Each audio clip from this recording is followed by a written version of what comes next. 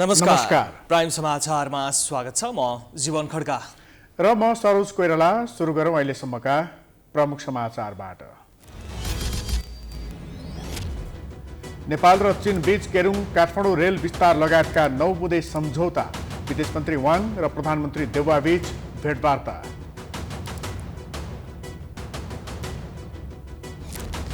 देउवा र कोइराला लामो समयपछि पहिलो पटक एउटै मञ्चमा गठबन्धन गर्नै नहुने कोइरालाको अडान। देउवा भन्छन् प्रचण्डलाई ओलीसँग मिल्न दिन हुँदैन।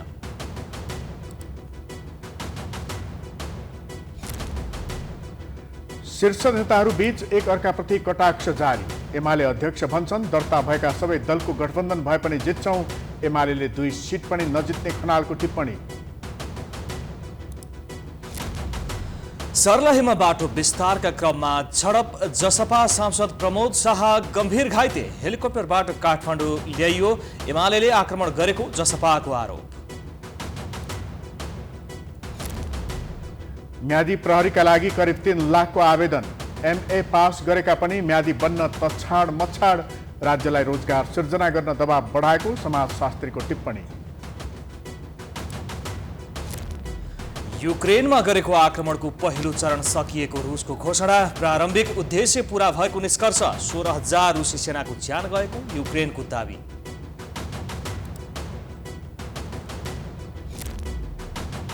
र लगातार 2 खेल हारेपछि नेपालले एक दिवसीय अन्तर्राष्ट्रिय क्रिकेट श्रृङ्खला पिएनजीलाई सुम्पियो। बलिङमा फितलो प्रदर्शन हुँदा पराजित हुन बाध्य।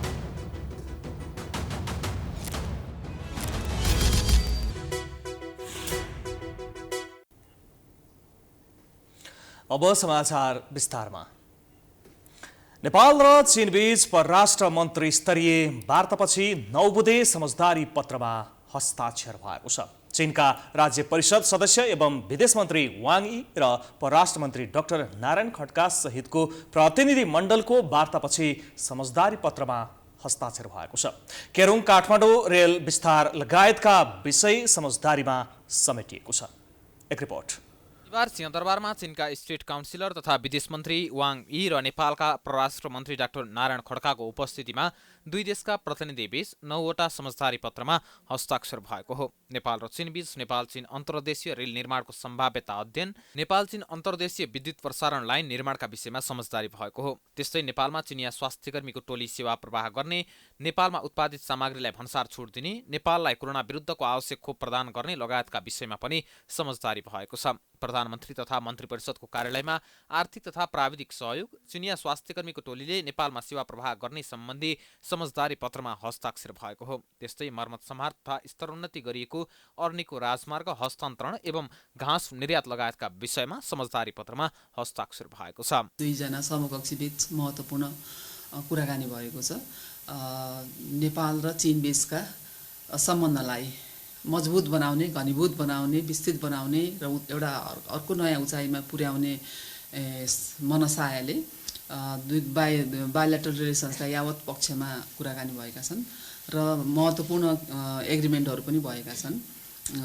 9वटा जति करिब एग्रिमेन्ट भएका छन्। परराष्ट्र मन्त्री खड्का नेतृत्वको 25 सदस्यीय प्रतिनिधि मण्डलमा परराष्ट्र, अर्थ, संस्कृति, पर्यटन तथा नागरिक उड्डयन, गृह, ऊर्जा, जलस्रोत तथा सिँचाइ, कृषि तथा पशुपन्छी विकास, उद्योग वाणिज्य तथा आपूर्ति, भूमि व्यवस्था सहकारी तथा गरिबी निवारण, भौतिक पूर्वाधार तथा यातायात, स्वास्थ्य तथा जनसङ्ख्या मन्त्रालयका सचिव सहित परराष्ट्र मन्त्रालयका उच्च अधिकारी सहभागी छन्। विदेश मन्त्री वाङ नेतृत्वको 17 सदस्यीय प्रतिनिधि मण्डलमा नेपालका लागि चीनका राजदूत हौ यान्छी, चीनको विदेश मन्त्रालयका सहसचिव बु चिङवाओ, वाणिज्य मन्त्रालयका सहसचिव सिङ कुपिङ, विदेश मन्त्रालयको एसियाली मामिला विभागका महानिर्देशक लिउ जेनसङ, नायब शिष्टाचार महानिर्देशक सुङ जिया र विदेश मन्त्री याङका सचिव देङ झेई रहेका छन्। त्यस्तै सिंहदरबारमा चीनका विदेश मन्त्री वाङ यी र परराष्ट्र मन्त्री खड्काबीच द्विपक्षीय सम्बन्धका विषयमा छलफल भएको थियो। विदेश मन्त्री वाङ नेतृत्वको प्रतिनिधि मण्डल शुक्रबार नेपाल आएको हो।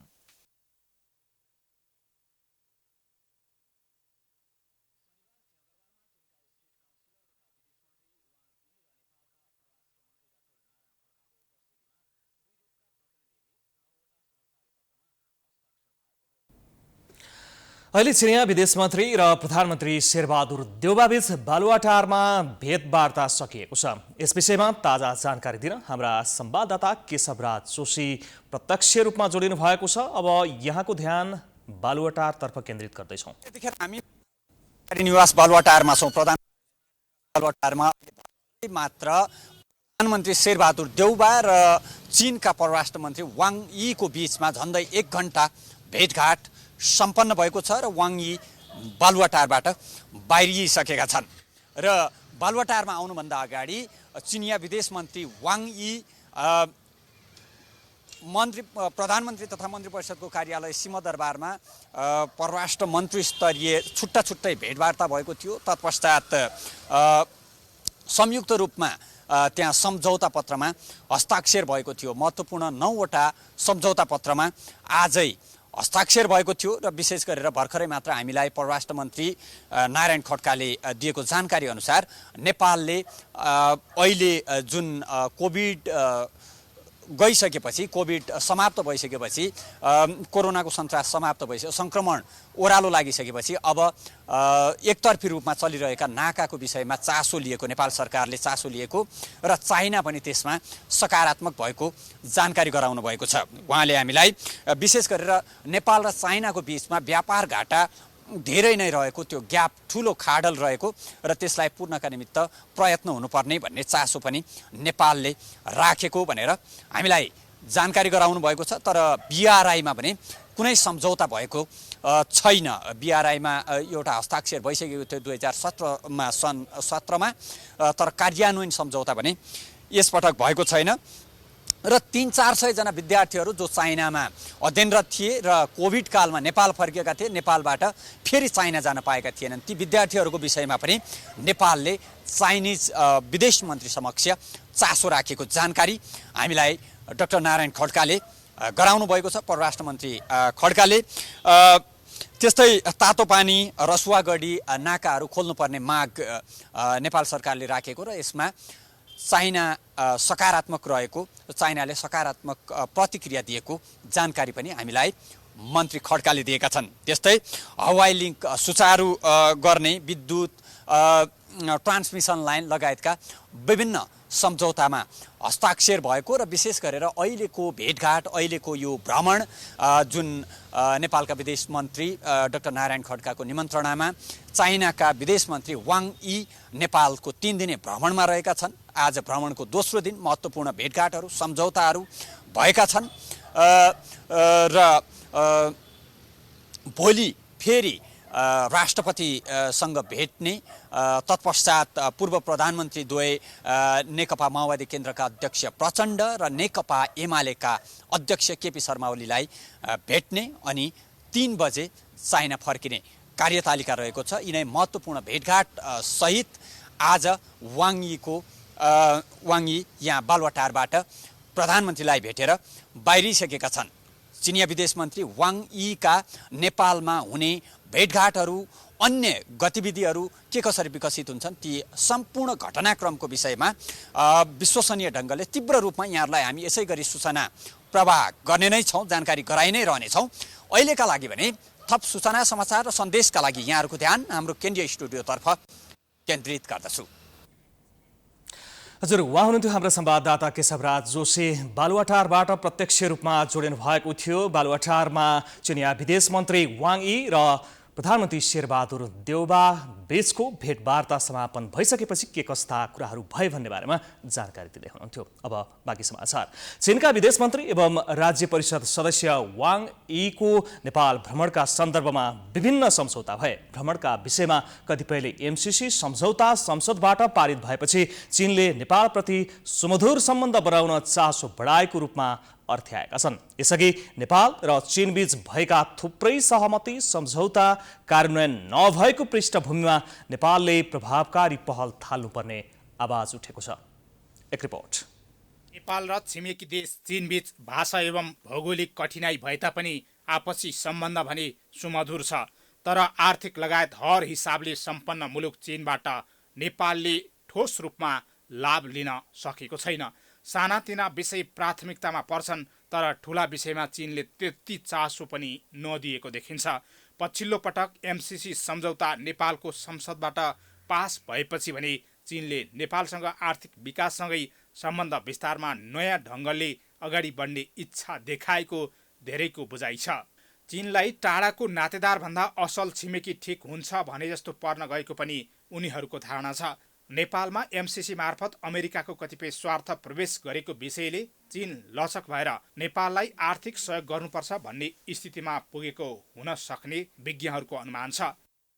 त्यत्रो ठुलो ढुङ्गामुढाका बीच, त्यत्रो ठुलो आन्दोलन विद्रोहका बीच एमसिसीलाई पास गरिसकेको अवस्थामा अब नेपाल चाहिँ अब एउटा हबको रूपमा, किन भन्दाखेरि अब अमेरिकाले त्यहाँनिर त्यो कुरा पाइसकेपछि अब म पनि आउनुपर्छ भनेर यदि चीन आएको हो भने त केही कुरामा अब ऊ अलिकति लचिलो हुन्छ कि नेपालको पनि अब केही डिप्लोमेटिक अब एउटा प्रेसर चाहिँ एउटा महत्त्व यसको बढेको हो कि नेपाललाई पनि अब हेर्नुपर्छ है हामीले। अमेरिकाले उहाँ सात समुद्र पारिबाट हेर्दैछ भने हामी छिमेकीमा कि व्यवस्था पो गरेर बसेका रहेछौँ त, अलिकति एक्टिभ भएर नेपाल चाइना रिलेसनमा अलिकति केही थप पहल गर्नुपर्ने हो कि, इकोनोमिक क्षेत्रमा उसलाई मद्दत गर्नुपर्ने हो कि। पछिल्लो समय कोभिडको बहाना बनाएर चीनले नेपाललाई अघोषित नाकाबन्दी नै गरेको छ। चीनले नेपालले किनेर ल्याउन चाहेको सामान नाकामा अड्काएर राखिदिएको छ। चीनका राष्ट्रपति सी जिनपिङको नेपाल भ्रमणका क्रममा गरिएका दर्जनौं सम्झौता, चीनसँग भएको पारवहन सम्झौता लगायत थुप्रै विषय थाँती नै छन्। जानकारहरूले चीनले नेपाललाई महत्त्व नदिएका कारण यो सब स्थिति सिर्जना भएको र नेपालले कूटनीतिक पहल कदमीबाट पर्न गएका समस्याको समाधान खोज्नुपर्ने बताएका छन्। नेपालको दिगो आर्थिक विकासबारे नेपाली पक्षले कुरा राख्न सक्नुपर्ने र ऋणभन्दा पनि अनुदानका परियोजनामा जोड दिनुपर्ने उनीहरूको भनाइ छ। समृद्ध छिमेकी मुलुक चीनले असल छिमेकी नेपाललाई समृद्ध बनाउने विषयबारे उच्च पदस्थको भ्रमणका बेला मात्र होइन, अन्य समयमा पनि नेपालले जोरदार उठान गरेर त्यसको कार्यान्वयनमा घनीभूत रूपमा लाग्नुपर्ने सुझाव विज्ञहरूको छ। दुनियाँ विश्वलाई काबल गर्ने सामर्थ्य राख्छ चीनले भने उसले हामीलाई केही त अब गर्नुपर्ने अवस्था छ नि त। त्यसको लागि हामीले पनि मतलब नगरेका हौँ होइन, हामीले पनि वास्ता गरेका छैनौँ। र चीनले अब तपाईँले अघि भने जस्तै नेपाललाई खासै त्यति डिप्लोमेटिक लेभलमा त्यति महत्त्व नदिएको विषय पनि हो। नेपालले विशेषतः आर्थिक विषयसँग सम्बन्धित पूर्वाधार विकास र छिमेकी देशलाई उपयोग गर्ने नीति अख्तियार गर्न पछि पर्न नहुने जानकारहरू बताउँछन्। गर्नुहोस्, चाइनालाई पनि त्यही अनुसार उपयोग गर्नुहोस्, इन्डियालाई पनि त्यही अनुसार उपयोग गर्नुहोस् न, अरू विदेशी राष्ट्रहरूलाई त्यही अनुसार उपयोग गर्नुहोस्। हामीलाई त प्रत्यक्ष र परोक्ष रूपमा तपाईँ अहिले चाइना र इन्डिया त सधैँभरि हामीलाई चाहिँ हामीले उपयोग गर्नुपर्ने, हाम्रो विकासका निम्ति सधैँभरि हरेक क्षणमा उपयोग गर्ने सवालमा हामी के गर्छौँ, कहिल्यै त्यो बिआरआईको बारेमा अहिले पनि ताकेता गरेर तपाईँ हामी त्यो बारेमा छलफल चलाउँदैनौँ। यसैगरी यस्ता भ्रमण, हुम्ला लगायत सीमाका समस्या, नेपाली व्यापारीले खरिद गरेका कन्टेनरहरू नाकामा रोकिएको विषय, नेपालप्रति छिमेकी देशले गरेको अघोषित नाकाबन्दी लगायतलाई जोडका साथ उठाएर द्विपक्षीय सम्बन्ध र आर्थिक विकासमा ठोस प्रगतितर्फ लाग्नुपर्नेमा धेरैको मत छ। प्राइम टाइम्स एचडीका लागि क्यामेरामा अमृत भट्टका साथ हरिशरण नेउपाने, काठमाडौँ। सत्तारूढ गठबन्धनका दलहरूबीच तालमेल गर्ने विषयमा कङ्ग्रेसभित्र दुई गुटबीच विवाद उत्कर्षमा पुगेका बेला सभापति शेरबहादुर देउवा र नेता शेखर कोइराला समूह आफ्नै अडानमा देखिएका छन्। लामो समयपछि एकै मञ्चमा देखिएका दुई नेताबीच रोचक घोचपेच पनि चलेको थियो। एक रिपोर्ट। नेपाली काङ्ग्रेसको 14औं महाधिवेशनपछि सभापति देउवा र नेता कोइराला एउटै मञ्चमा पहिलोचोटि देखा परेका हुन्। देउवा र कोइराला काठमाडौँ स्थित बीपी स्मृति सामुदायिक सहकारी अस्पतालको 14औं वार्षिक साधारण सभालाई सम्बोधन गर्न शनिबार वसुन्धरा पुगेका थिए। महाधिवेशनमा आफूले सम्मानजनक मत प्राप्त गरेको आधारमा स्थानीय निर्वाचनमा आफ्नो समूहलाई 40% पाउनुपर्ने माग कोइरालाले गरिरहेका छन्। तर शेखर समूहको मागप्रति देउवा सहमत छैनन्। गठबन्धन गर्न उपयुक्त नहुने अडानमा रहेका कोइरालाले सरकार बनाउन गठबन्धन उचित भए पनि काङ्ग्रेसको विचार र सिद्धान्तलाई छाडेर चुनावका लागि गठबन्धन गर्न देउवा लागि परेको आरोप लगाए। नेपाली काङ्ग्रेसको आफ्नै एउटा विचार छ, सिद्धान्त छ। त्यो विचार र सिद्धान्तलाई अगाडि बढाएर नेपाली काङ्ग्रेसभित्र भएको गुटलाई अन्त गरेर अगाडि बढ्न सक्यौँ भने मलाई लाग्छ गठबन्धन बनाएर हामी जानुपर्ने आवश्यकता म देख्दिनँ। आफूभन्दा अगाडि बोलेका कोइरालाको भनाइ सुनेपछि देउबा रिसले आगो भई आफ्नो भनाइ राख्ने क्रममा उनले कोइरालाको नाम नै लिएर तपाईँ शेखर चुनाव हारेको होइन भन्दै आफ्नो चुनावको समीक्षा गर्न सुझाए। हामी हारेका हौँ कि होइनौँ? शेखरजी हार्नुभयो, धेरै मान्छे हारेका हुन् नि। अब जिताउनु के बुझ्नु? सत्य के हो नि? सबै साथी जित्नु हुँदाखेरि कोही बदमास त्यो हल हुन्छ नि। पार्टी सभापति पार्टीले बनाएको धन्यवाद छ। मेरो कर्तव्य के हो भने पार्टीलाई जिताउनु हो आफ्नो काम। त्यस कारण चाहिँ सबै साथी जित्नु भन्ने मेरो चाहना। शेखरजी जित्नु। नेकपा एकीकृत माओवादी र एमाले चुनावमा मिल्दैनन् भन्ने कुनै ग्यारेन्टी नरहेको भन्दै माओवादी अध्यक्ष पुष्पकमल दाहाल प्रचण्ड हार्ने चुनाव नलड्ने भएकाले काङ्ग्रेसले उचित स्थान नदिए प्रचण्ड एमालेसँग मिल्न जाने पनि देउबाले सङ्केत गरे।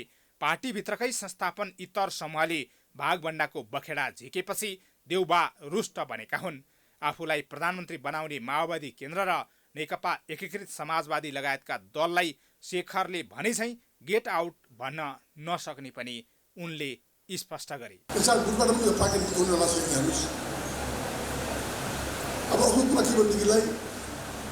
माओवादी एमाले मिलिसक्दा अब माओवादी फुटे हामी जितिहाल्छु भन्यो फेरि मिल्ने भने नि मिल्ने भेट्यौँ उहाँलाई मिल्ने इच्छा हो भने गर्नु के हो। त्यस कारण चाहिँ उहाँहरू मिल्न सम्भावना चाहिँ भेटेको छैन। म चाहिँ उनीहरू मिल्दैन कुनै आफ्नो मिल्नु भन्ने कुरा होइन। गठबन्धन बीच चुनावी समीकरण गरेर आफूहरूलाई न्यायोचित सिटमा तालमेल गर्न देउबालाई दबाब दिइरहेका माओवादी केन्द्र र एकीकृत समाजवादीलाई पनि चित्त बुझाउनु पर्ने आफ्नो बाध्यता देउबाले सुनाए। पार्टीमा विगतदेखि नै गुट रहेको स्मरण गराउँदै उनले गुट व्यवस्थापन गरेर अगाडि बढ्ने प्रतिबद्धता गरी चुनावकै मुखमा गठबन्धन गर्ने कि नगर्ने भन्ने विषयमा काङ्ग्रेस बीचको विवाद थप पेचिलो बन्ने देखिन्छ। केन्द्रीय समितिमा देउबा सुविधाजनक बहुमतमा रहेकोले आफ्नो अनुकूल निर्णय गराउन सक्ने भए पनि पार्टीभित्रको गुट व्यवस्थापनमा पनि देउबाका लागि टाउको दुखाइको विषय बनेको छ। प्राइम टाइम्स एचडीका लागि क्यामेरामा आशिष खनालका साथ रेमन नेपालीको रिपोर्ट। स्थानीय तहको चुनाव सम्मुख नेपाली कांग्रेस घर झगडामा रुमलिएको छ। हिजोदेखि सुरु भएको केन्द्रीय समिति बैठकमा पनि सत्तारूढ गठबन्धन कायम गर्ने कि नगर्ने भन्नेमा स्पष्ट द्विधार देखियो। वामपन्थी दल विभाजित भएको अवस्थामा फाइदा लिन सक्नुपर्नेमा आन्तरिक झगडामा अल्झिँदा कांग्रेस गतिहीन जस्तै देखिएको छ। एक रिपोर्ट। नेपाली कांग्रेस नेपालको लोकतान्त्रिक आन्दोलनमा मेयको रूपमा स्थापित पार्टी हो। यसको नेतृत्वमा हरेक राजनीतिक परिवर्तन भएका छन्, तर आर्थिक परिवर्तन गर्न यो पार्टी उदासीन रहेको आरोप लगाउनेहरू पनि छन्। अहिले कांग्रेसले गठबन्धन सरकारको नेतृत्व गरिरहेको छ। स्थानीय निर्वाचन सङ्घारमा छ, तर यो पार्टी गुटगत राजनीतिबाट माथि उठ्न सकेको छैन। अहिले पनि संस्थापन र इतर पक्षबीच गुटगत स्वार्थका कारण राजनीतिक समीकरण पेचिलो बनेको छ। 14औं महाधिवेशनमा गुट भत्किएर छिन्न भिन्न भएको जस्तो देखिए पनि फेरि गुट झाँगिएको छ। शुक्रबारदेखि सुरु भएको केन्द्रीय समिति बैठकमा पनि गुटगत कित्ताकाट प्रष्ट देखियो। संस्थापन इतर समूहका नेताहरूले वर्तमान सत्ता गठबन्धन बाध्यता भए पनि चुनावमा गठबन्धन बनाएर जान नहुने मत राखेका छन् भने संस्थापन पक्षका नेताहरूले जसले सरकारको नेतृत्वका लागि सहयोग गरेको छ उसलाई उपेक्षा गरेर जान नसकिने बताइरहेका छन्। खास गरी चितवन भरतपुर महानगरपालिकाको मुद्दा कांग्रेसका लागि ठूलो अस्तित्व रक्षाको रूपमा देखिएको छ। विगतमा महानगरमा कांग्रेसले माओवादी जिताए पनि पछि धोखा भएको भन्दै चितवन कांग्रेस रुष्ट छ, तर देउवा पक्षले गठबन्धन गर्दा अनेक समस्या आउने भन्दै सहमतिका साथ अघि बढ्नुपर्ने बताउँदै आएका छन्। जोडतोडका साथ चुनावी मैदानमा हुमिनुपर्ने बेला कांग्रेस आन्तरिक घर झगडामा रुमलिएर गतिहीन जस्तै बनेको छ। त्यसो त भातृ संस्थाहरू लामो समयदेखि नेतृत्वविहीन छन्। नेपाल विद्यार्थी सङ्घ र तरुण दलमा तदर्थ समितिको संयोजक तोके पनि त्यो विवाद रहित बन्न सकेन। पार्टीमा संस्थापन पक्षले एकलौटी गर्न खोजेको भन्दै इतर पक्ष चिडिएको छ। यसले पनि कांग्रेस विवादको ज्वरो बढेको छ। वामपन्थी दल फुटेको अवस्थामा एकजुट भएर अघि बढ्दा परिणाम आफ्नो पक्षमा आउने पक्षपढ भइरहँदा पनि कांग्रेस ऊर्जाशील बन्न नसक्नु विडम्बनापूर्ण भएको धेरैले टिप्पणी गरेका छन्। केन्द्रीय समिति बैठक जारी रहेको सन्दर्भमा यसले कस्तो निर्णय लिन्छ भन्नेमा पनि धेरैको चासो छ। त्यसले नै काङ्ग्रेसको चुनाव उन्मुख रणनीतिलाई उजागर गर्नेछ। Political bureau prime times HD Kathmandu. नेकपा एमालेका अध्यक्ष केपी शर्मा ओलीले अबको निर्वाचनमा कुनै पनि दलले एमालेसँग प्रतिस्पर्धा गर्न नसक्ने बताएका छन्। शनिबार काठमाडौँमा एमाले निकट मुस्लिम संगठन इत्तेहादको महाधिवेशन उद्घाटन गर्दै अध्यक्ष ओलीले एमाले विरुद्ध सत्तारूढ गठबन्धनमा रहेका दलहरू मात्र नभई निर्वाचन आयोगमा दर्ता भएका सबै दल मिलेर आए पनि प्रतिस्पर्धा गर्न नसक्ने बताएका हुन्। अहिले एमालेसँग लडेर सकिँदैन भनेर प्रधानमन्त्री शेरबहादुर देउवाले मात्र बुझेको उनको भनाइ छ। एक्लै एमालेसँग लड्न सकिँदैन भन्ने बुझे, आधा के बाँकी रह्यो भने सबै मिलेर पनि एमालेसँग लड्न सकिँदैन भन्ने चाहिँ बुझ्या, त्यति चाहिँ बाँकी। एक्लै त सकिँदैन, सबै मिले पनि सकिँदैन। 5 वटाले पुग्दैन भने दर्ता भएका जति सबै दल साथै लिएर गए पनि हुन्छ। कांग्रेससँग चुनाव जित्नका लागि कुनै एजेन्डा नभएकाले एमाले नेतृत्वको सरकारको भण्डाफोर गर्ने अभियान चलाउन थालेको आरोप लगाए। त्यस्तै ओलीले प्रचण्डलाई सपार्न आफूले अनेकौं प्रयास गरेको तर सफल नभएको बताए।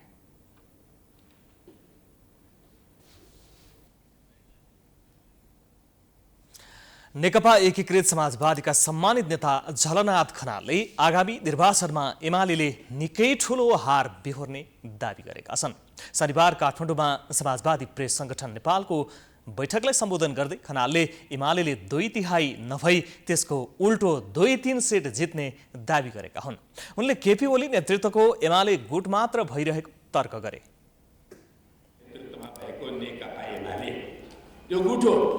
त्यो कुनै तलदेखि बनेको पार्टी होइन गठबन्धन।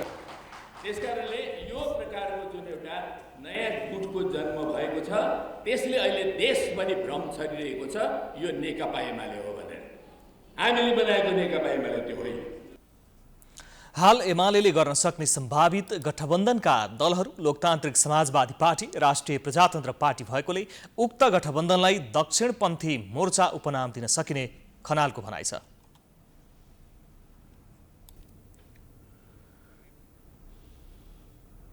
नेपाली कांग्रेसका महामन्त्री विश्वप्रकाश शर्माले हरियो रङको मतपत्रबाट तर्सिनेहरू निर्वाचनको परिणामबाट पनि तर्सिने बताएका छन्। शनिबार काठमाडौँमा आयोजित एक कार्यक्रममा शर्माले आफूलाई बलियो भन्ने नेकपा एमाले मतपत्रको रङबाट तर्सिएको भन्दै अब निर्वाचनको परिणामबाट पनि तर्सिने अवस्था आउने दावी गरेका हुन्। महामन्त्री शर्माले केपी ओली नेतृत्वको सरकारले गरेको विकासलाई डायनासोर विकासको संज्ञा दिँदै ठुलो विकासको कुरा गरेर काम नगर्ने पार्टी एमाले भएको बताए। गर्दाखेरि पनि चुलामा ग्यास चुचो भएको रेल विशाल भीमकाय डाइनोसोर जस्तो के छ विकासको कुरा छ। खोइ कहाँ छ भन्दा डाइनोसोर पनि छैन, उहाँको विकासको कुरो पनि छैन। डाइनोसोर विकास जस्तो चाहिँ कमरेड केपी ओलीको विकासको कुरा छ। कांग्रेस जिम्मेवार कुरा गर्ने। गाउँमा पानीको धारा अझै पुगेको छैन कैयौँ ठाउँ। विनम्रतापूर्वक गएर भन्नुहोस् न, आँगनमा उभिनुहोस्, आँगनको डिलमा बस्नुहोस्, आमा बाबा पल्लो गाउँसम्म पानी ल्याउने कांग्रेस यहाँ पानी ल्याउँछ। हामी जिम्मेवार सपनाको कुरा गरौँ। शर्माले आगामी निर्वाचनमा तालमेल गर्ने अधिकार मातहतका समितिलाई दिनुपर्ने र यस विषयमा केन्द्रीय कमिटीले आवश्यक निर्णय गर्ने बताए। शर्माले आगामी निर्वाचनमा कांग्रेस सही विचार र दृष्टिकोण सहित जनतामा जाने र देशको ठूलो पार्टी बहुमतको पार्टी बन्ने दावी गरे। समाचारको सिलसिला अझै जारी छ, हामी विश्रामपछि आउँछौँ। बाँकी समाचारको साथमा विश्रामपछि पुनः स्वागत छ। अब बाँकी समाचार। जनता समाजवादी पार्टीले प्रतिनिधि सभाका प्रमुख सचेतक प्रमोद शाहमाथि एमालेले सांघातिक आक्रमण गरेको आरोप लगाएको छ। आज बिहान सर्लाही ईश्वरपुर नगरपालिका बैलबास बजारमा बाटो निर्माणको सम्बन्धमा भएको विवादमा सांसद शाहमाथि आक्रमण भएको थियो। आक्रमणमा परि उनी घाइते भएका छन्।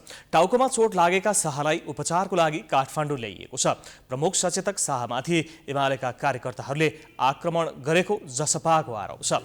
जसपाका केन्द्रीय कार्यालय प्रमुख प्रकाश अधिकारीले विज्ञप्ति जारी गर्दै दोषीमाथि कारबाही गर्न माग गरेका छन्। पार्टी कामको सिलसिलामा गृह जिल्ला पुगेका शाहमाथि सुनियोजित ढङ्गले आक्रमण भएको र त्यसमा एमाले दर्जनौं कार्यकर्ता संलग्न रहेको जसपाको आरोप छ। एमाले यस्ता घृणित र आपराधिक क्रियाकलाप बन्द नगरे यसबाट उत्पन्न हुने परिणामको जिम्मेवार स्वयं एमाले हुने चेतावनी दिएको छ। साथै उनीहरूको स्वास्थ्य उपचारको व्यवस्था मिलाउन पनि माग गरेको छ।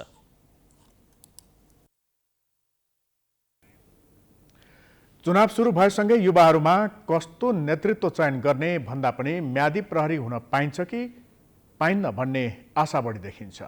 चुनावको रौनक केही छोटो समयको जागिरमा देख्न विवश छन् नेपाली युवा। अहिलेको चुनावमा म्यादी प्रहरीको आवेदन दिने लाइन, त्यही लाइनमा बस्ने युवाको अवस्थाले हाम्रो देशको युवाको पीडालाई प्रष्ट पार्छ। एक रिपोर्ट। सुरक्षाको लागि पनि लड्छौँ र हामीलाई पनि यसो अलिअलि 2-4 पैसा भयो भने हामीले पनि आफ्नो बालबच्चा आफ्नो परिवारको लागि केही गर्न सक्छौँ है। हो त्यसैको लागि हामी आएको हो। धेरै इन्ट्रेस्टेड हुनुहुन्छ? हजुर धेरै नै इन्ट्रेस्टेड छौँ हामी। कस्तो लागिरहेछ? सिलेक्ट हुन्छ जस्तो लाग्छ? सिलेक्ट त हुन्छ, हुनै पर्छ। यो एउटा कुनै म्यादी हुन आएको युवाको आवाज होइन। यो आवाजले समग्र देशका युवाको आवाजलाई प्रतिनिधित्व गर्छ। चुनाव आएसँगै विकास र समृद्धिको बहस युवाले गर्नुको सट्टा उनीहरू म्यादी प्रहरीको लाइनमा बस्न बाध्य छन्। यो अवस्था 2064 को चुनावदेखि 2070 हुँदै 2074 र 2079 को चुनावमा पनि कायम नै छ। शिक्षित र पढे लेखेका युवाहरूको अवस्था यस्तो छ भने धेरै नपढेकाहरूको अवस्था कस्तो होला? दैनिक विदेशी नेपालीको संख्या बढ्नुको कारण यही लाइन छोटो समयको जागिरले पनि प्रश्न पार्छ। यही स्थानीय निकायको चुनावमा आवश्यक पर्ने 1 लाख म्यादी प्रहरीको लागि करिब 3 लाख युवाले आवेदन दिएका छन्। सामान्य लेखपढ भए मात्र पुग्ने म्यादी प्रहरीको लागि आफ्नो सर्टिफिकेट बाकसमा राखेर आवेदन दिन युवाको घुइँचो हुनु बेरोजगारीको अवस्था झल्काउने प्रष्ट उदाहरण हो। यसको चाहिँ योग्यता हेर्दाखेरि लेखपढ गर्न जान्ने मात्रै भनेको देखियो, तर त्यहाँ लामो ठुलो सङ्ख्यामा धेरै पढेका मान्छेहरू पनि हैन को भिड देखियो। यसले चाहिँ हाम्रो सामाजिक अवस्थाको बारेमा देखाउँछ र यसले बेरोजगारको स्थिति, देशमा व्याप्त रहेको बेरोजगारको स्थितिलाई चाहिँ यसले देखाउँछ। त्यसो त युवाको यो जमातले देशको प्रेम, सुरक्षा, राजनीति, चुनाव लगायतका विषयमा चासो राखेको रूपमा पनि बुझ्न सकिने समाजशास्त्रीहरू बताउँछन्। तर यस प्रकारको जमातलाई हल्का रूपमा लिन भने नहुने समाजशास्त्रीको तर्क छ। यदि रोजगार सिर्जना भएको खण्डमा कोही पनि विदेशिने अवस्था नआउने सन्देश पनि म्यादीको लाइनले दिएको छ। त्यसबाहेक युवाहरूको यो अवस्थाले राज्यलाई पनि रोजगार सिर्जना गर्न दबाब भने पक्कै परेको छ। यहाँदेखिको भिड देख्दाखेरि अब के लाग्छ भने अब सरकारले चाहिँ यसप्रति ध्यान दिनुपर्ने हुन्छ। युवाहरू चाहिँ आफ्नो रहरले विदेशमा गएका होइनन् है। यदि देशभित्रै पनि यस्तो खालको अवस्था आउँछ भने हैन, जागिरको अवसर आउँछ भने हेर्नुहोस् त, सानो समयको लागि पनि जम्मा म्यादी प्रहरी भनेर 2-3 महिनाको समयको लागि गर्दा पनि यत्रो ठुलो जमात बेरोजगार युवाहरूको जमात देखिन्छ भन्ने कुरा चाहिँ यसले चाहिँ हाम्रो सामाजिक अवस्थालाई चाहिँ सर्लङ्ग पारेको देखिन्छ। प्रहरी प्रधान कार्यालयका अनुसार म्यादी प्रहरीको तलब 30,240 रुपियाँ, खाद्यान्न बापत एकमुष्ट 7,200 र पोसाक तथा अन्य सामान खरिद गर्न 6,000 रुपियाँ तोकिएको छ। देशभरकै प्रहरी कार्यालयमा म्यादीका लागि सोचेभन्दा बढी आवेदन परेको छ। यसरी छोटो समयका लागि भए पनि म्यादीका लागि आवेदन दिनेको लाइनमा ठूलो संख्यामा शिक्षित वर्ग समेत संलग्न हुनुले मुलुकमा रोजगारीको पर्याप्त अवसर नभएको प्रष्ट हुन्छ।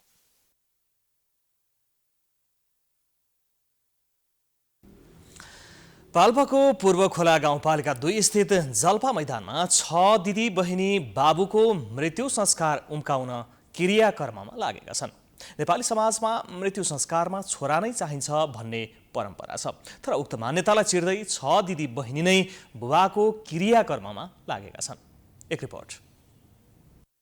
बुवा रेवत हिस्कीको मृत्यु पश्चात 6 दिदीबहिनी क्रियाक्रममा लागेका छन्। नेपाली समाजमा मृत्यु पश्चात छोरा नै काज क्रियाका लागि आवश्यक हुन्छ भन्ने परम्परा तोड्दै छोरीहरू क्रियाकर्ममा लागेका हुन्।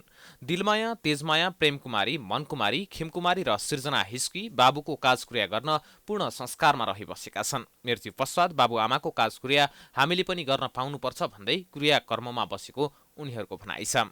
बाबा पहिल्यैदेखि अलिअलि उसको दमको बिरामी त हुनुहुन्थ्यो। अस्ति त राम्रोसँग काम गरेर खाना खाएर सुत्नु भएछ। हामी यही हुनुहुन्थेन, दाजुभाइ छैन हाम्रो। हामी 6 बहिनी छोरी मात्रै। हामी 7 दिनसम्म यस्तै बाबाको उसमा दाइहरू नभएर दाइहरू नभए पनि हामी यस्तै क्रिया उठ्नु भन्ने 7 दिनमा हामी बसेको। उहाँ रामजी पनि गयौँ हामी बाबालाई हेर्न, त्यो पुरै उस गरेर आएको। 6 दिदीबहिनी मध्ये 3 जनाको घरजम भइसकेको छ भने अन्य 3 जना अध्ययन गर्दैछन्। मनकुमारी हिस्की कक्षा 12 मा र सिर्जना हिस्की कक्षा 10 मा र खेमकुमारी हिस्की कक्षा 12 मा अध्ययन गर्दछन्। 67 वर्षीय बाबु रेवत हिस्कीको अचानक मृत्यु भएसँगै सबै दिदीबहिनी सल्लाह गरेर नै मगर समुदायको चलन अनुसार 7 दिनका लागि काजक्रिया गर्न थालेका हुन्। छोरीहरूसँगै आमा टुनासरा र मृतकका माइला भाइ पनि क्रियामा सामेल छन्। सामान्य परिवार भएका कारण उनीहरूको क्रियाकर्ममा स्थानीय पद्म पब्लिक नमुना माध्यमिक विद्यालयका विद्यार्थी तथा विद्यालयले सहयोग समेत गरेको छ। त्यस क्षेत्रका स्थानीयहरूले पनि छोरीहरूले गरेको क्रियाकर्मको खुलेर प्रशंसा गरेका छन्। 6वटै दिदीबहिनीहरूले छोरा नभए पनि काजक्रिया गर्न हुन्छ भन्ने एउटा नमुना उदाहरणीय चाहिँ प्रस्तुत गर्नुभएको छ। छोरा सारा छोरीले पनि क्रिया गर्नुहुन्छ, क्रियाकर्म गर्नुहुन्छ, हाम्रो सांस्कृतिक धार्मिक परम्परा अनुसार सबै कुरा गर्नुहुन्छ भन्ने कुरा उहाँले प्रमाण गर्नुभएको छ। 6 दिदीबहिनी मुनि जन्मिएका एक भाइको 10 वर्षको उमेरमा लडेर मृत्यु भएको थियो। मगर संस्कार अनुसार छोरा नभए पनि छोरी पनि छोरा समान काम गर्न सकिन्छ भनेर आफूहरू क्रियामा बसेको उनीहरूको भनाइ छ। मृत्यु पश्चात क्रियाकर्ममा छोराहरू नै चाहिन्छ भन्ने भ्रम 6 दिदीबहिनीले चिरेका छन्। प्राइम टाइम्स टेलिभिजनका लागि पाल्पाबाट मुक्ति नेउपानेको रिपोर्ट। नेपालमा थप 8 जनामा कोरोना संक्रमण पुष्टि भएको छ। देशभर गरिएको 2655 कोरोना परीक्षणका क्रममा 8 जनामा कोरोना संक्रमण पुष्टि भएको स्वास्थ्य मन्त्रालयले जनाएको छ। काठमाडौँमा 3 जना, ओखलढुङ्गा, मोरङ, स्याङ्जा, रोल्पा र दाङमा 1-1 जनामा संक्रमण पुष्टि भएको हो। 959 जनामा एन्टिजेन परीक्षण गर्दा कसैमा पनि संक्रमण पुष्टि नभएको मन्त्रालयले जनाएको हो। कोरोनाका कारण शनिबार पनि कसैको मृत्यु नभएको मन्त्रालयले जनाएको छ। त्यस्तै थप 210 संक्रमित निको हुँदा हालसम्म नेपालमा 9,64,608 निको भएका छन्। हाल नेपालमा 1,758 सक्रिय संक्रमित आइसोलेसनमा छन्। हाल काठमाडौँ जिल्लामा मात्र 200 भन्दा बढी सक्रिय संक्रमित रहेका छन्। धनकुटा, सङ्खुवासभा, रामेछाप, मनाङ, मुस्ताङ, रुकुम पूर्व, जुम्ला, डोल्पा, हुम्ला, कञ्चनपुर र बाजुरा भने संक्रमण मुक्त भएका छन्। यही अवधिमा 47,701 जनाले कोरोना भाइरस विरुद्धको खोप लगाएका छन्। काठमाडौँ क्षेत्र नम्बर 8 स्थानीय पूर्वाधार विकास साझेदारी कार्यक्रम अन्तर्गत काठमाडौँको छाउनीमा भूकम्प स्मृति पार्क निर्माण भएको छ। काठमाडौँ महानगरपालिका वडा नम्बर 15 स्थित छाउनीमा निर्माण गरिएको पार्क र 2072 सालको भूकम्पमा परि मृत्यु हुनेहरूको सम्झनामा भूकम्प स्मृति पार्क निर्माण गरिएको हो। नेकपा एकीकृत समाजवादीका नेता तथा त्यस क्षेत्रका सांसद जीवनराम श्रेष्ठले भूकम्प लगायतका प्राकृतिक प्रकोपको समयमा समुदायको लागि खुल्ला पार्कको आवश्यकतालाई मनन गर्दै पार्क निर्माण गरिएको बताए। हामीसँग जे उपलब्ध छ यहाँको चाहिँ नि स्थानीय जनसमुदाय वडा मिलेर जुन संरक्षण गरेको यो चाहिँ नि ठाउँ छ, यही ठाउँमा भए पनि कमसे कम हामीले सानै भए पनि एउटा राम्रो काम सुरु गरौँ भनेर यो पार्क चाहिँ नि स्थापना गर्ने जमर्को गर्यौं र सांसदहरूलाई जुन चाहिँ नि दिने बजेट छ त्यो पूर्वाधार विकासको बजेटबाट यहाँ विनियोजन गरेर यो पार्क बनाउने काम चाहिँ नि भयो। 2072 सालको विनाशकारी भूकम्पको केन्द्रबिन्दु गोर्खामा पनि भूकम्प स्मृति पार्क निर्माणको काम भइरहेको छ।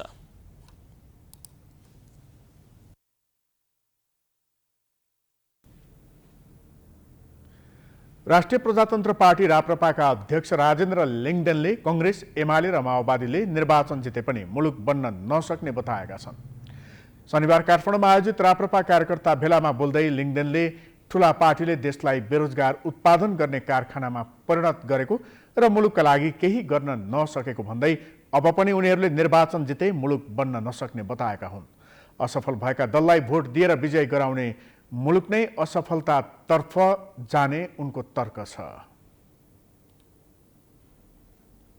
साँडेलाई फका फका सुमसुम्या त बाबु भनेर छोरालाई सगाई मागेर सुमसुम्याउँदा दिन्छ र दिँदैन। यसले त बदमास गरे, एक दुई सिर्कना लाउनु पर्यो भने सिर्कना लाए पनि दिँदैन, दाना थपिदिए पनि दिँदैन, किनभने साँडेको धर्म नै दुध दिने होइन। आज यी पार्टीहरू त्यही भए कि यिनीहरूलाई जतिचोटि तपाईँले भोट दिए पनि अब देश बनाउँदैनन्। यिनीहरूको दिमाग बाजो भइसक्यो। अब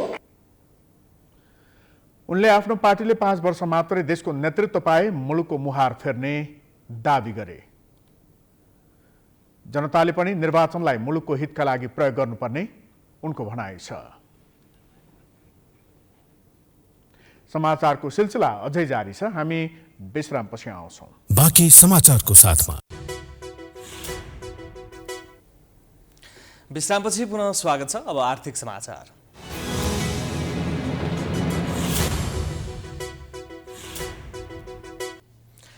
पाल्पालाई ढाकाको राजधानी घोषणा गरिएको छ। पाल्पाली ढाकाको सङ्घद्वारा उत्पादित ढाकाका कपडा ब्रान्डिङ गरी बजार पठाउन थालिसके पाल्पा ढाकाको रूपमा विकास भएको हो। लुम्बिनी प्रदेश सरकारले एक कार्यक्रमका बीच पाल्पालाई ढाकाको राजधानी घोषणा गरेको हो। एक रिपोर्ट। तानद्वारा उत्पादित ढाका कपडा ब्रान्डिङ गरी बजार पठाउन थालेसँगै पाल्पाका ढाका सामग्रीको महत्त्व बढेको हो। उत्पादित कपडाको बजारमा राम्रो माग भएपछि पाल्पाली ढाको सङ्घद्वारा उत्पादित कपडाको बजारमा राम्रो माग भएपछि पाल्पाली ढाको सङ्घद्वारा ढाका राजधानीका रूपमा पाल्पालाई विकास गरेको हो। ढाका कपडाको गुणस्तर कायम गर्न मापदण्ड अनुसार उत्पादन गरेपछि ढाका कपडाको माग बढेको हो। पाल्पाको तानसेनमा आयोजित कार्यक्रममा लुम्बिनी प्रदेश सरकारले ढाकाको राजधानी घोषणा गरेको हो।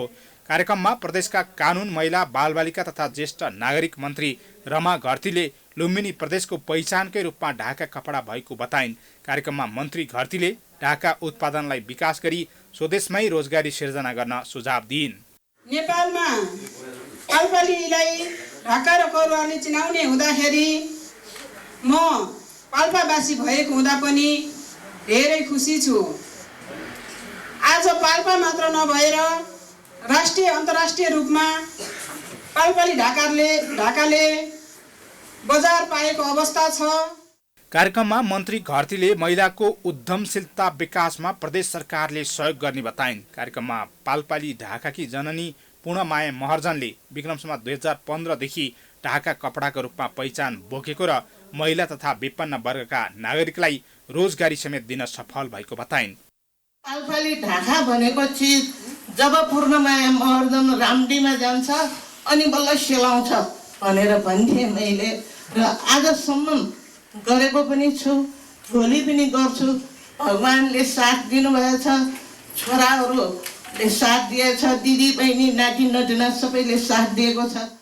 पाल्पामा उत्पादित ढाका कपडाको बजारमा छुट्टै पहिचान र महत्त्व छ। पाल्पाली ढाका टोपी र त्यहाँ ढाका कपडाबाट तयार पारिएका विभिन्न सामग्रीहरू स्वदेशमा मात्र नभई विदेशमा पनि राम्रो पहिचान बनाएको छ। हामीले भन्ने गरेका थियौँ नेपाललाई कृषि प्रधान देश भने चाहिँ पाल्पाली ढाका पाल्पाको पहिचान हो, पाल्पाको सान हो भनेर हामी कहिले पनि बोलेर थाक्ने अवस्था थिएन। तर पनि यो हरेक दिन डिक्लाइन हुने अवस्था थियो र लगभग अब 0बाट माइनसमा जान्छ कि भन्ने एउटा अवस्थामा हामी उभिएका थियौँ। त्यो साह्रै चिन्ताजनक अवस्था थियो। पाल्पामा ढाका कपडाको सुरुवात कारागारमा रहेका थुनुवाहरूबाट बुन्ने काम भएको हो। कैदीबन्दीलाई आम्दानीको लागि पनि राम्रो माध्यम हुने भएपछि कपडा बनाउन थालेको हो। बिस्तारै ढाकाको महत्त्व बढेपछि अहिले जिल्लामा ढाका उद्योग थपिने क्रम जारी छ। पाल्पा जिल्लामा करिब 3 दर्जनको हाराहारीमा ढाका उद्यमी तथा व्यापारी छन्। पाल्पाबाट उत्पादन हुँदै आएको ढाका सामग्रीलाई सरकारले व्यवस्थित गरी लगानी गर्न सके विश्व बजारमा समेत ढाकाको माग बढ्ने देखिन्छ। प्राइम टाइम्स टेलिभिजनका लागि पाल्पाबाट मुक्ति नेउपानेको रिपोर्ट। नेपाली कांग्रेसका नेता डाक्टर शेखर कोइरालाले प्रधानमन्त्रीले अर्थ मन्त्रालयमा हस्तक्षेप गर्नुपर्ने बताएका छन्।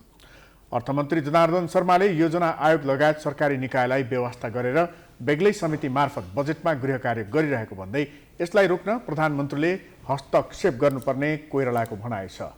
शनिबार काठमाडौँमा प्रधानमन्त्री समेत सरिक भएको एक कार्यक्रममा नेता कोइरालाले प्रधानमन्त्रीले अर्थ मन्त्रालयलाई हस्तक्षेप गरेर योजना आयोग लगायत मातहतका सम्बन्धित कार्यालयलाई सक्रिय बनाउनु पर्नेमा जोड दिए।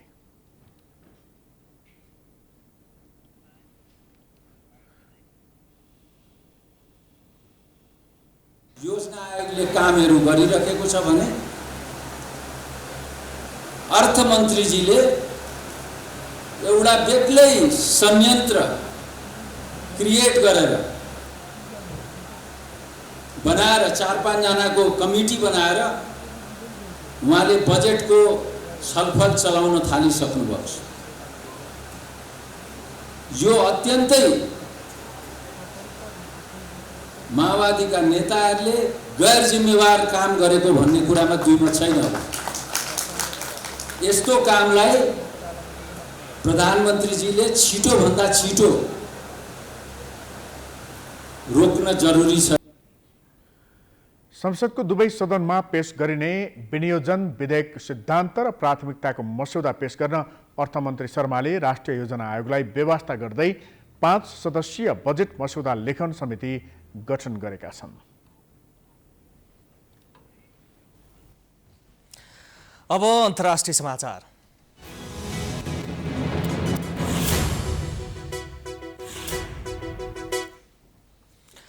रुसले युक्रेनमा गरेको आक्रमणको पहिलो चरण सकिएको घोषणा गरेको छ। रुसका वरिष्ठ सैन्य अधिकारी सर्गेई रुदेस्कोइले युद्धको प्रारम्भिक उद्देश्य पूरा भएको र युक्रेनको युद्ध क्षमतामा कमी ल्याउन सफल भएको बताएका छन्।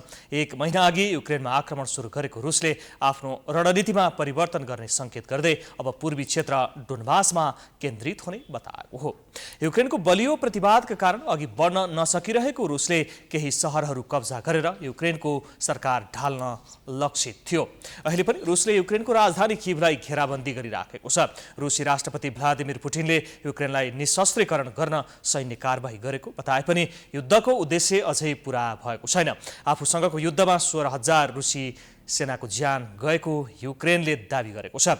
रुसी सेनाले युक्रेनको आवासीय भवन, अस्पताल लगायतका संवेदनशील ठाउँमा पनि आक्रमण गर्दै आएको छ। यस्तै मार्च 16 मा युक्रेनी सहर मरिउपोलमा रुसले गरेको गोलाबारीमा परि 300 जनाको ज्यान गएको छ। घेराबन्दीमा रहेको युक्रेनी सहर मरिउपोलमा रुसले गरेको गोलाबारीमा परि आश्रय लिई बसेका झण्डै 300 जनाको ज्यान गएको हो। रुसी आक्रमणबाट जोगिन नागरिक मरिउपोलमा रहेको थिएटरको अन्डरग्राउन्डमा आश्रय लिएर बसेका थिए।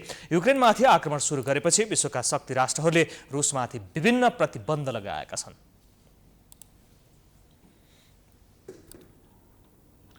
अब खेलकुद समाचार।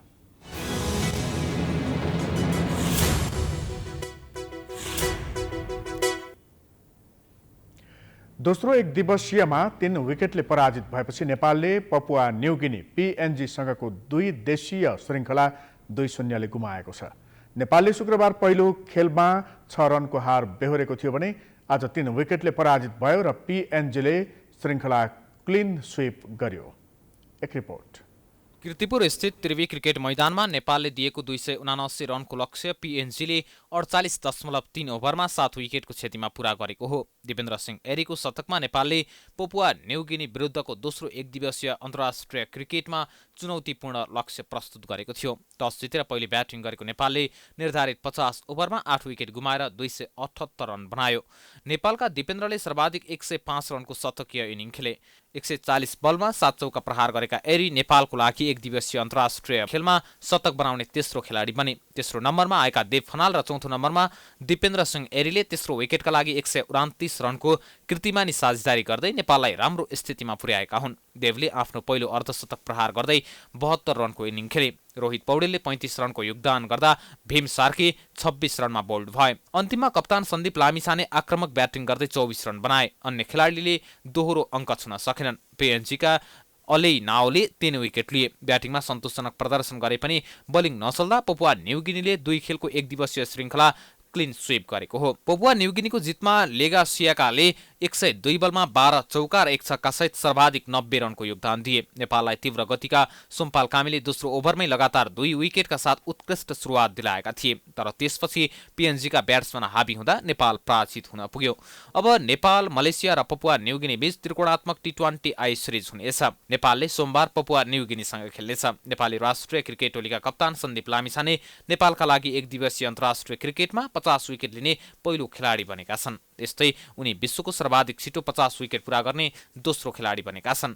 सन्दीपले 22 खेलमा 50 विकेट लिएका छन्। यसअघि श्रीलङ्काका अजन्ता मेन्डिसले 19 खेलमा 50 विकेट पुरा गर्दै पहिलो खेलाडी बनेका थिए। घरेलु मैदानमा जारी पपुवा न्युगिनी विरुद्धको खेलको 12.1 ओभरमा कार्ल्स आमिनीको विकेट लिँदै सन्दीपले 50 विकेट पुरा गरेका हुन्। तुलनात्मक रूपमा कमजोर मानिएको पिएनजीसँग लगातार 2 खेल घरेलु मैदानमै हारेपछि नेपाली टिमको क्षमतामाथि प्रश्न उठेको छ। विशेष गरी कप्तान सन्दीप लामिछाने र प्रशिक्षक पुबुदु दासानायकको रणनीति अनि खेलाडीमाथि हाबी बनेको नेपाल क्रिकेट संज्ञानको नेतृत्वमाथि नै प्रश्न उठाउने बेला आएको छ। यसअघि हामी समाचारको अन्त्यमा आइपुगेका छौँ। जाँदा जाँदै प्रमुख समाचार पुनः एकपटक। नेपाल र चीन बीच केरुङ काठमाडौँ रेल विस्तार लगायत 9 बुँदे सम्झौता। विदेश मन्त्री वाङ र प्रधानमन्त्री बीच पनि भेटवार्ता।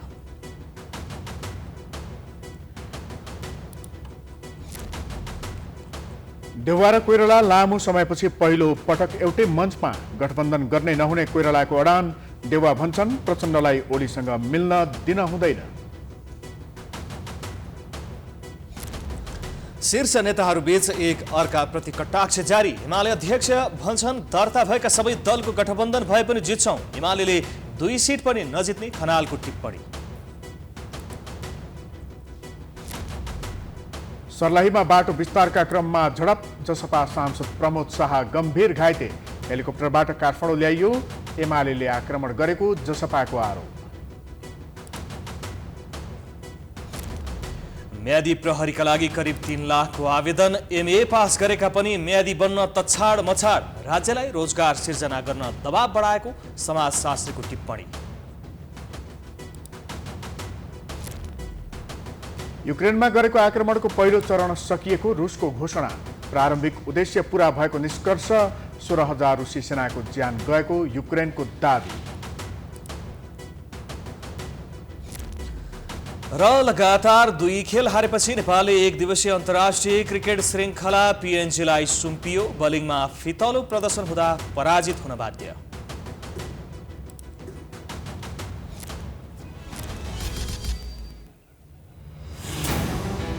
समाचार अहिलेलाई सकियो। यसपछिको प्रस्तुति धमलाको हमला ऋषि धमलाको साथ। हेर्दै गर्नुहोला प्राइम टाइम्स एसडी। नमस्कार।